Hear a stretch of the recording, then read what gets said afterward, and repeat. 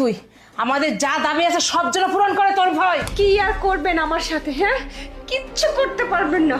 আপনারা তো যা করার আমার সাথে করেই ফেলছেন। আপনারা যা খুশি তাই করুন, কিন্তু তবুও আমি আমার ভাইয়ের কাছ থেকে একটি টাকাও চেয়ে দিতে পারবো না, কিচ্ছু না। ওই তুই আমার মায়ের সাথে উল্টাপাল্টা কথা বলতেছিস? আমার মায়ের সাথে তুই মুখ লাড়িয়ে লাড়িয়ে কথা বলতেছিস? বুঝতে পারছি তোকে এইভাবে হবে না। চল আমার সাথে, চল। ওঠ ওঠ ওঠ ওঠ, যা যা। এই, শোন আমি কি বলতেছি।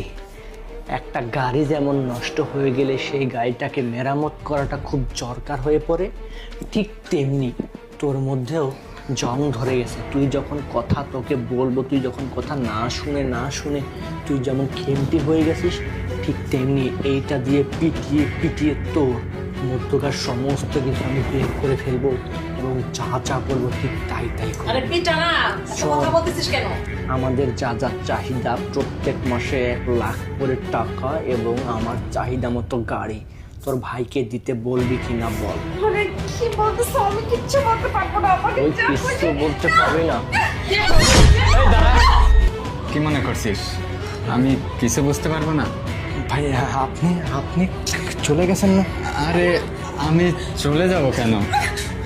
আমি চলে যাব কেন? আরে আমি তো তোর বড় ভাই, তাই না?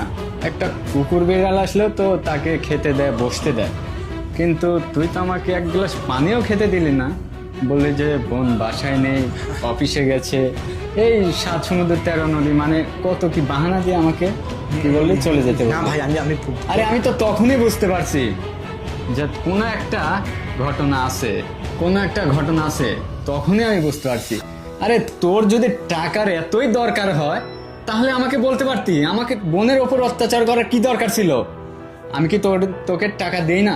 না মানে আসলে বল, টাকা কি দেই না? ওরা অমানুষ, ওদের কোনো কথা তুমি শুনবে না। আমি এক মুহূর্তে এখানে থাকবো আরে না। আমি ভাবতেও পারতেছি না যে আরে তুই মা, বল এমনটা না। হয়ে যাবি। পড়ে গিয়ে চুপ কর। অনেক হয়েছে, কত মিথ্যা কথা বলবি বলতো আমার? আপনি আমার গায়ে হাত দিলেন?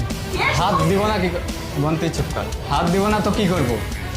আপনি আমার গালে থাপ্পড় মারছেন? আরে প্রতিনিয়ত তুই আমার বোনের ওপর নির্যাতন করে যাচ্ছিস, কিন্তু আমাকে বোন আগেই সিগন্যাল দিছে, কিন্তু আমি কোনো কিছু বুঝে উঠি নাই।